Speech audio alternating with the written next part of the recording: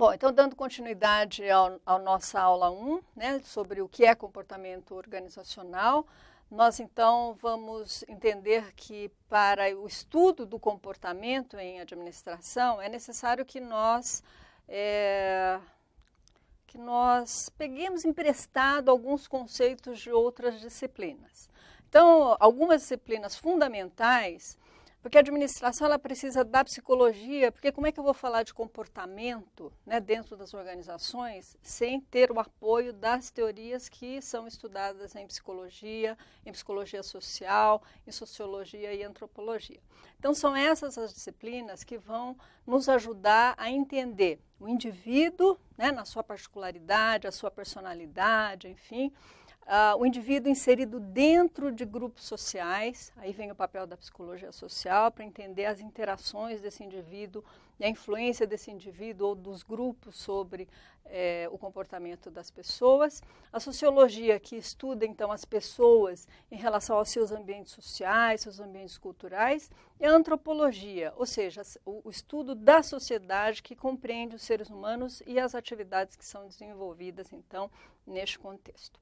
Nós temos inúmeros desafios e oportunidades em comportamento organizacional, exatamente porque nós vivemos num mundo que é extremamente globalizado, né? Então as empresas precisam responder ao processo de globalização, à internacionalização das suas empresas. Precisamos administrar as pessoas, né? Reter as pessoas produtivas durante essa época de crise. Nós vivemos uma época bastante forte de crise, então é interessante que nós possamos entender os nossos recursos humanos, né, e tirar o melhor de cada um deles. Administrar essa diversidade da força de trabalho. Então, nós sabemos que existem as minorias, nós vamos estudar, então, vários pontos relacionados com a diversidade da força de trabalho.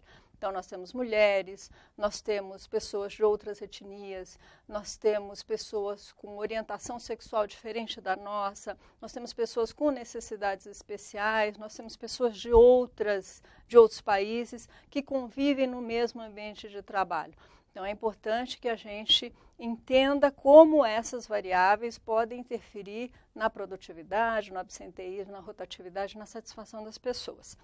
A questão da melhora no atendimento ao cliente, né, na área de marketing de serviços, na área de comportamento do consumidor. Então, comportamento organizacional também é importante, de modo que você possa entender a interação que se dá entre as pessoas, de modo a melhorar essa linha de frente com o consumidor.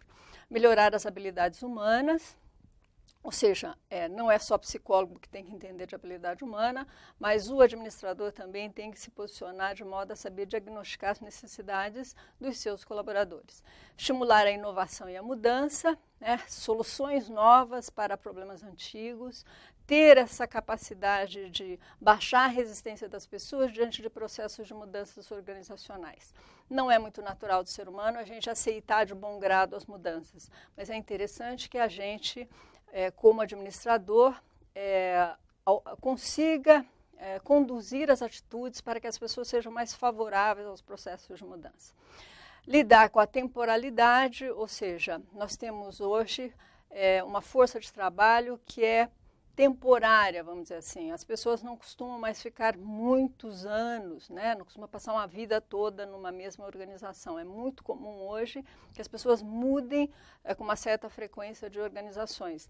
Então é importante que a gente saiba trabalhar com essa temporalidade também. Trabalhar em organizações interconectadas, seja por meio da internet, com o advento da internet, hoje nós temos a chegada e a troca de informações muito mais rápida, né? E você pode, então, ter organizações com subsidiárias em vários locais do mundo e você está conectado, interconectado com essas empresas, baixando o custo e aumentando, então, o benefício que a tecnologia proporciona. Ajudar funcionários a equilibrar a vida pessoal e profissional, a gente também vai discutir essas questões nessa disciplina. Vocês são de uma geração, né, no passado, havia muito mais os valores estavam muito mais relacionados a maior estabilidade no emprego, as pessoas duravam um tempo maior dentro da empresa. Hoje em dia, as gerações que estão se sucedendo, elas estão priorizando mais a qualidade de vida, ou seja, o equilíbrio entre a sua vida pessoal e a vida profissional. Então, é importante que os objetivos da empresa estejam mais alinhados com os objetivos pessoais, para que a pessoa esteja mais comprometida, então, com a organização. Importante também, a gente vai discutir a criação, né, a importância de desenvolver um ambiente de trabalho mais positivo, para que as pessoas se sintam mais satisfeitas, e melhorar, então, e conduzir melhor as atitudes e as ações que demonstrem o que é comportamento ético para aquela organização. Bom, dentro de comportamento organizacional, nós vamos mostrar aqui para vocês bem brevemente. No seu livro vocês vão poder enxergar, né, esse modelo de comportamento organizacional e as suas variáveis interrelacionadas. Então, nós temos 3 grandes níveis de análise que nós vamos estudar dentro da disciplina de comportamento organizacional e que afetam, né, que são variáveis que afetam a produtividade, o absenteísmo, a rotatividade, a satisfação das pessoas, então, dentro da organização. Então, o primeiro nível é o nível individual, o segundo, interrelacionado, o nível do grupo, o terceiro, o nível dos sistemas organizacionais. Então, todos esses níveis têm várias outras temáticas que serão discutidas dentro da disciplina e nós vamos, então, detalhar na sequência. Bom, então, como eu falei para vocês, as variáveis dependentes em comportamento organizacional, naquele nível individual, grupo e sistemas organizacionais, eles vão afetar esses fatores-chave que estão nesse slide, que é a produtividade, absenteísmo, rotatividade, os desvios, né, diminuir desvio de comportamento no ambiente de trabalho, melhorar a cidadania organizacional e melhorar a satisfação no trabalho. A produtividade, então, está relacionado com a abrangência, então, relacionada à eficiência e eficácia das pessoas. Absenteísmo, que é diminuir o não comparecimento das pessoas ao trabalho, né? A rotatividade, diminuir essa saída permanente de pessoal, ou seja, a alta rotação de pessoas dentro da empresa faz com que a empresa tenha custos mais altos por causa de treinamento, desenvolvimento, etc. Desvio de comportamento no ambiente de trabalho se refere à violação das normas, né, onde pode haver uma ameaça ao bom clima dentro do ambiente de trabalho e ameaçando as pessoas também que nele compõem esse ambiente. A cidadania organizacional, ela está relacionada a exigências, a um comportamento que não faz parte das exigências funcionais do cargo, ou seja, as pessoas elas se mostram solícitas para fazer as coisas voluntariamente, a auxiliar seus pares, né? a ter um comportamento de evitação, não evitar conflito, porque o conflito ele pode ser funcional dentro de uma empresa, mas tratar e diminuir o conflito quando o conflito é desnecessário. E melhorar a satisfação no trabalho, que é esse sentimento positivo em relação ao que você faz, resultando, então, das características de como você avalia as suas atividades, as suas funções. As variáveis, então, independentes, né, em comportamento organizacional, ou seja, são aquelas variáveis que causam alguma mudança naquelas variáveis que nós falamos no slide anterior, que é produtividade, satisfação, etc. Então, no nível individual, nós vamos estudar todas essas questões que estão relacionadas nesse slide. Ou seja, o indivíduo, né? Então, nós vemos aí 3 níveis, o indivíduo, o grupo e o sistema organizacional. No nível individual, o que nós vamos estudar?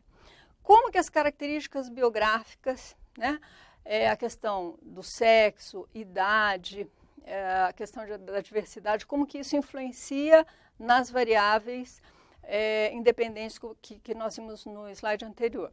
Como que as habilidades, os valores, atitudes, personalidade, como que a nossa percepção, então, pode influenciar o indivíduo e o desempenho dele. Como que isso, a tomada de decisão, como é que as questões relacionadas ao indivíduo podem interferir na tomada de decisão. A percepção, nós vamos estudar o conceito onde a percepção que você tem do mundo ao seu redor, né, ela pode afetar a tomada de decisão dentro da empresa. a questão da aprendizagem individual e da motivação. Todos esses temas, subtemas, estão relacionados ao indivíduo, né, se relacionam diretamente ao nível do indivíduo, e isso, de alguma forma, vai afetar o grupo do qual ele faz parte, consequentemente, sob o guarda-chuva do sistema organizacional.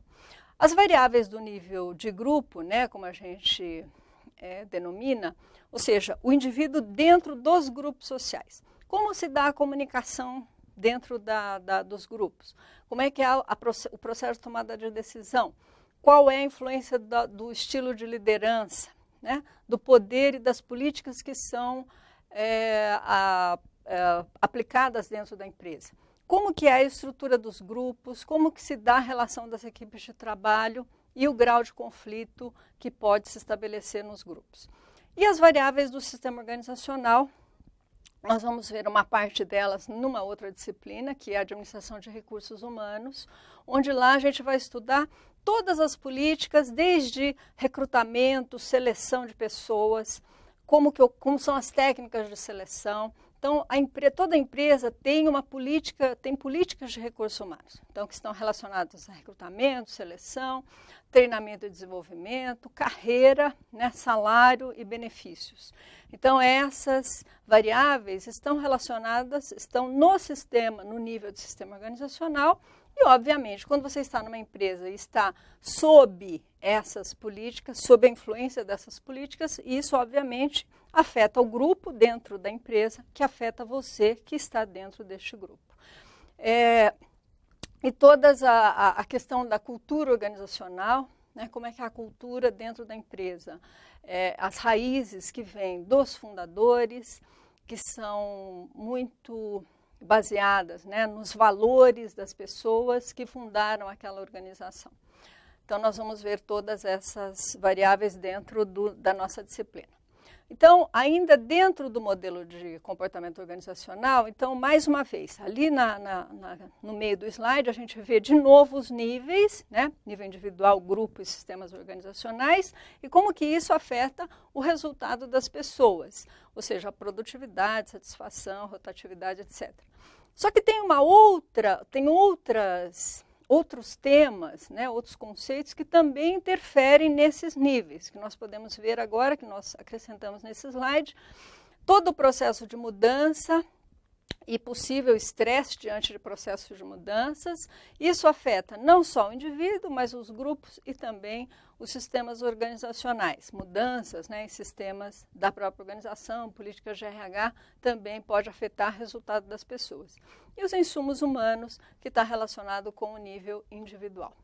Então, aqui na sequência dos slides, a gente só vai mostrar o esquema do modelo, separando em níveis do modelo, para que você possa, lá no livro, tem um quadro inteirinho, aqui a gente dividiu para ficar mais fácil a visualização. Mas lá no livro você vê a forma mais sistêmica desse modelo.